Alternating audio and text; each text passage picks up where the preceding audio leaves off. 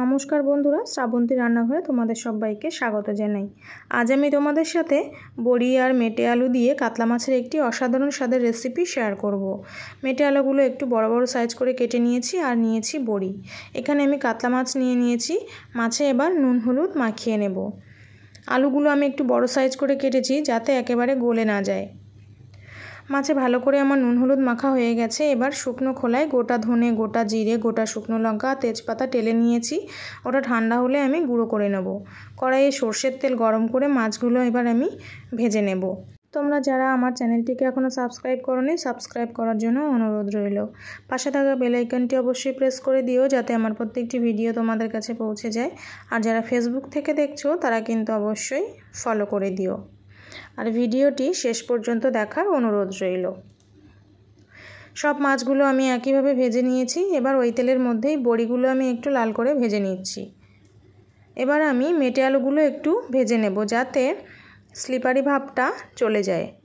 পরিমাণ মতো লবণ আর হলুদ দিয়ে আমি মেটে আলুটা একটু ভেজে নিচ্ছি।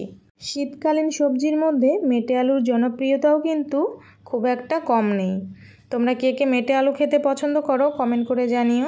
এবার আমি মেটে আলুগুলো তুলে নিয়ে ওই কড়াইয়ে আরও কিছুটা সর্ষের তেল অ্যাড করে গোটা জিরে আর তেজপাতা ফোড়ন দিয়ে পেঁয়াজ কুচি দিয়ে দিয়েছি।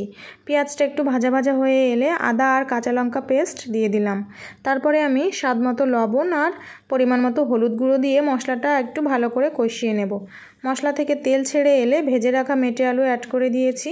মশলার সাথে আলুটা ভালো করে কষিয়ে নেওয়ার পর আমি জল অ্যাড করে দিলাম। একটু জলটা বেশি পরিমাণ অ্যাড করেছি কারণ এই রান্নাটায় কিন্তু নামানোর সময় ঝোলটা একটু বেশি পরিমাণে রাখতে হবে, না হলে একটু ঠান্ডা হয়ে এলে ঝোলটা কিন্তু আরও অনেকটা কমে যায়। এবার আমি ঢাকা দিয়ে কিছুক্ষণ রান্না করে নেওয়ার পর অর্ধেকের বেশি সেদ্ধ হয়ে এলে ভেজে রাখা বড়ি আর মাছগুলো অ্যাড করে দিয়ে উপর থেকে ভাজা মশলা ছড়িয়ে দিলেই কিন্তু মেটে আলু বড়ি দিয়ে কাতলা মাছের ঝোল একদম রেডি। এবার আমি এটা গরম গরম পরিবেশন করে নেব। ভিডিওটি আর রেসিপিটি কেমন লাগলো কমেন্ট করে জানিও। ভালো লাগলে লাইক শেয়ার করে দিও।